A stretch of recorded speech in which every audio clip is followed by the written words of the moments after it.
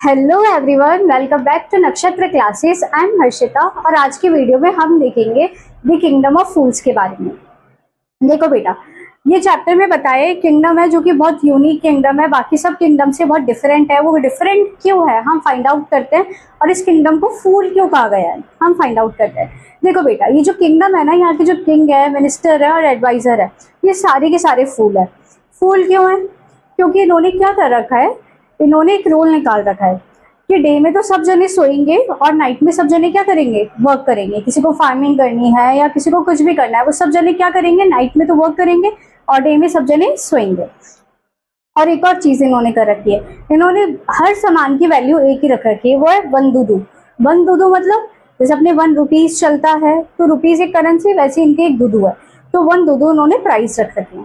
तो एक बार क्या होता है, एक गुरु है और एक डिसिपाइल है, वो दोनों की दोनों इस किंगडम में आते हैं। डे टाइम में आते हैं, वो देखते हैं कि आसपास कोई भी नहीं है, एक जना भी नहीं है, तो वो देख के बहुत ज्यादा शॉक्ड हो जाते हैं कि तो दिन का टाइम में सारी शॉप्स बंद है, कोई कहीं भी नहीं है।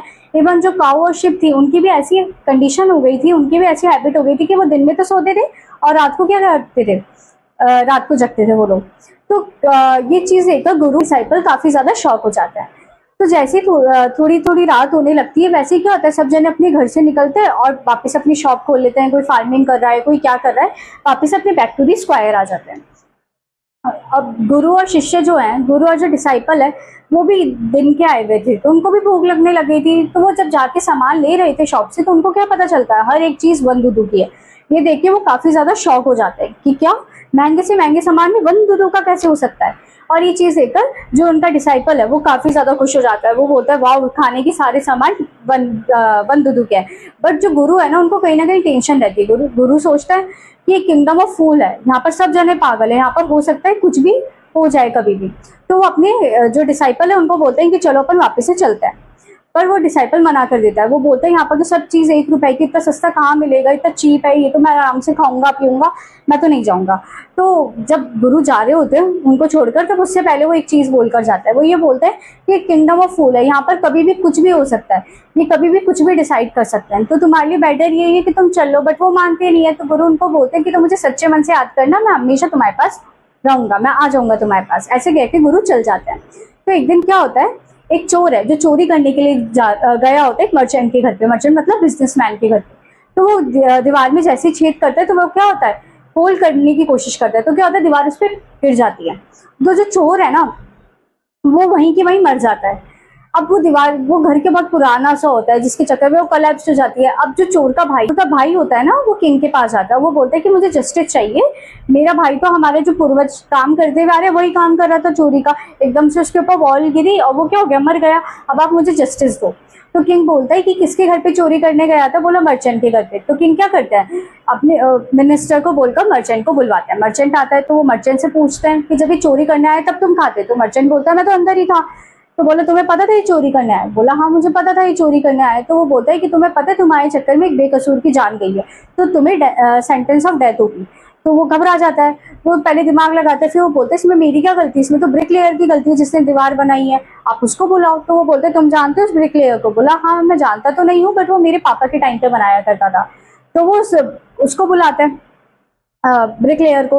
अब ब्रिकलेयर वाला भी कैसा बहुत ओल्ड हो चुका होता है। फिर उसको बोलता है कि तुम्हें याद है तुमने इनके घर पे दीवार बनाई थी? तो वो बोलता है हाँ मुझे याद है मैंने दीवार बनाई थी। तो बोलता है तुम्हारी लापरवाही के चक्कर में एक बेकसूर की जान गई, अब तुम्हें सेंटेंस ऑफ डेथ होगी। तो वो बोलता है कि नहीं इसमें मेरी कोई गलती नहीं है, एक डांसिंग गर्ल थी जो क्या अप डाउन करती रहती थी, वहां पर आ रही है जा रही है, और उसकी एंकलेट की आवाज सुन के क्या होता था, मैं डाइवर्ट हो जाया करता था, इसी चक्कर में दीवार ऐसी बन गई।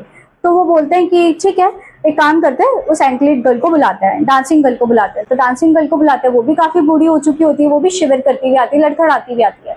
फिर किंग उनसे पूछता है क्या आपको पता है कि आप अप डाउन हो रहे थे और आप इसको जानते ही दीवार बना रहा था? तो वो बोलती है हाँ मैं जानती हूँ उसे। तो वो बोलता है कि अब आपको सेंटेंस ऑफ डेथ होगी, बिकॉज आपकी लापरवाही के चक्कर में एक बेकसूर की जान गई है, उसके ऊपर दीवार गिर गई, क्योंकि आप अप डाउन होते थे, आपकी एंकल की आवाज सुन के क्या होता था, ये डाइवर्ट हो जाता था ब्रिकलेयर वाला, और इसी के चक्कर में दीवार हल्की बन गई। तो वो बोलती है कि इसमें मेरी कोई गलती नहीं है, इसमें एक गोल्ड स्मिथ है उसकी गलती है, मैंने अपनी ज्वेलरी बनाने के लिए उसको दी थी और वो बना ही नहीं रहा था, तो मैं अप डाउन कर रही थी, वो काफी लेजी था। तो वो बोलते हैं ठीक है गोल्ड स्मिथ को बुलाया जाए। गोल्ड स्मिथ आता है तो गोल्ड स्मिथ को बोलता है क्या तुम्हें याद है तुमने इसकी ज्वेलरी बनाई थी? वो बोलता है हाँ मुझे तो याद है। तो वो बोलते हैं कि तुम्हारी गलती के चक्कर में क्या हुआ, ये अप डाउन कर रही थी, इसके एंकलेट की आवाज सुन के क्या हुआ, ये जो ब्रिक लेयर वाला है इसने कच्ची दीवार बनाई और इसके चक्कर में क्या हुआ, एक चोर की डेथ हो गई, अब तुम उसके जिम्मेदार हो, अब तुम्हें क्या होगी, सेंटेंस ऑफ डेथ देता हूँ मैं। तो वो बोलते हैं नहीं इसमें मेरी कोई गलती नहीं है, इसमें एक बिजनेसमैन है उसकी गलती है। क्यों? क्योंकि मैं तो उनके लिए ज्वेलरी बना रहा था। अब उनके लिए बनाना इसलिए ज्यादा जरूरी था क्योंकि उनके घर में शादी थी और आप तो जानते ही हो अमीर लोगों का वो कैसे किट करने लग जाते हैं, तो मैं पहले उनके लिए बनाने लग गया। तो वो बोलते हैं कि जिसके भी घर के लिए तुम्हें ज्वेलरी बनाई उनको बुलाता है। तो अब क्या होता है, जो मर्चेंट है जिसके घर पे चोरी होने वाली थी उसी के घर के लिए ज्वेलरी बना रहे थे, तो उसको ही बुला लिया। तो किंग उसको बोलता है मुझे तो तुम पे स्टार्टिंग से डाउट था, अब तुम्हारी गलती है, तुम्हें सेंटेंस ऑफ डेथ दिया जाएगा। तो वो बोलते हैं नहीं इसमें मेरी कोई गलती नहीं है, तो मेरे पापा ने बनवाई थी ज्वेलरी, मेरे पापा की गलती है और मेरे पापा की तो डेथ हो चुकी है। तो वो बोलता है तो तुम्हें ही, तो किंग बोलता है तुम्हें ही सजा दी जाएगी। तो क्या अपने मिनिस्टर को जाके तुम स्टैक तैयार करो और आज इसको सजा देंगे।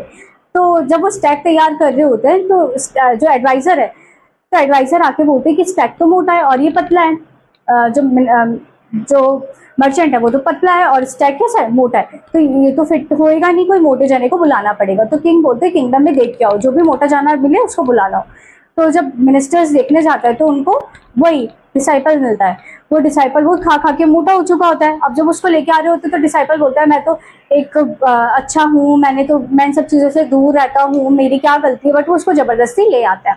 अब जब डिसाइपल आ जाता है फिर उसके बाद डिसाइपल के मन ही मन में सोचता है, अपने गुरु की बात याद करता है जो उनके गुरु ने उनको कहा था कि ये किंगडम ऑफ फूल्स है, यहाँ पर कभी भी कुछ भी हो सकता है। अब मैंने आपको बताया उनके गुरु कैसे थे, काफी ज्यादा पावरफुल थे, उनको पास्ट का फ्यूचर का सब चीजों का पता रहता था ऑलरेडी।